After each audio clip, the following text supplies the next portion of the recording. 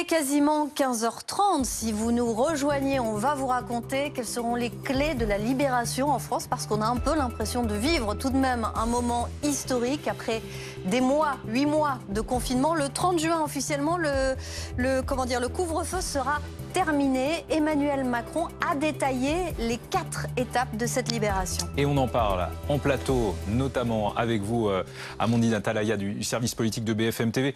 Allez-y Philippe, on vous laisse. Allez-y, on fait comme à la maison, on vous retrouve plus tard. Je vais finir mon déjeuner, je reviens tout à l'heure. Voilà, un bon remplaçant. Avec de nouvelles informations, vous êtes Thomas Soulier. Je laisse Thomas Soulier qui est du service politique. Voilà, Thomas Soulier qui va vous rejoindre. Merci, à tout à l'heure Philippe. Amandine Atalaya, donc ce plan en 4 étapes annoncé par Emmanuel Macron dans l'interview à la presse quotidienne régionale dont on connaît, ça y est, les grandes lignes. C'est pas qu'on enjambe le 3 mai, mais bon, on savait que le 3 mai, les restrictions de déplacement interrégionaux étaient levées. Ça c'est bon. Parlons de ce qui va se passer. C'est la vraie bonne nouvelle, le 19 mai, dans 3 semaines, le mercredi qui suivra le long week-end de l'Ascension. Le 19 mai, ça y est, c'est le début de la réouverture, c'est-à-dire que les commerces, les terrasses avec 6 personnes maximum et puis les lieux culturels vont pouvoir se relancer avec, sur cette étape, un couvre-feu qui est maintenu pour le moment à 21h. Et puis, on accélère très vite puisque dès le 9 juin, les cafés et les restaurants peuvent rouvrir en intérieur avec toujours 6 personnes maximum à table. Et en revanche, le couvre-feu est décalé de 2 heures cette fois.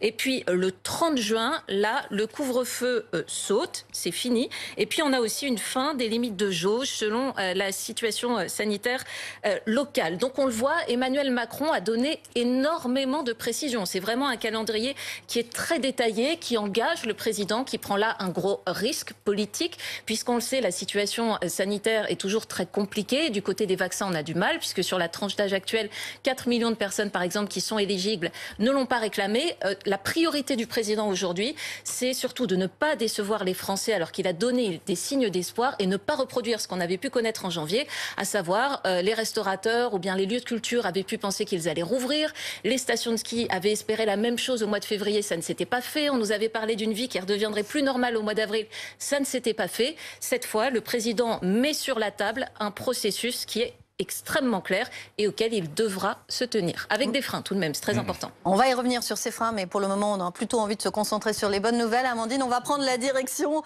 de Lille et on va voir ce qu'en pense un restaurateur. On vous retrouve, Angie Louetta, vous êtes à l'intérieur justement d'un restaurant. Qu'est-ce qu'on vous dit sur ces dates? Ils sont contents, satisfaits?